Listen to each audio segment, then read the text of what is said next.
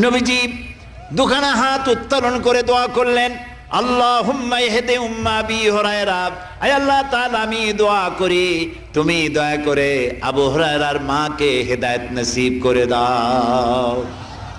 রাসূলুল্লাহ দোয়া করলেন আল্লাহ ওর মায়ের হেদায়েত করে দাও। হযরত আবু হুরায়রা রাসূলের মুখে দোয়া শুনে দিয়েছেন দৌড়।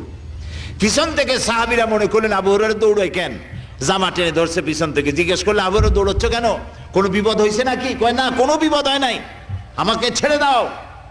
কেন, কি হয়েছে? হযরত আবু হুরায়রা বলেন, সাহাবীরা আমাকে ছাড়ো, আমি দৌড়াইয়া বাড়ি গিয়ে দেখতে চাই। আমি আগে দৌড়াইয়া বাড়ি পৌঁছলাম, নাবি বাড়ি পৌঁছবার আগে আল্লাহ নবীর দোয়া আমার বাড়ি পৌঁছায়। সেই দুইটা জিনিসের কোনটা আমি দেখতে চাই।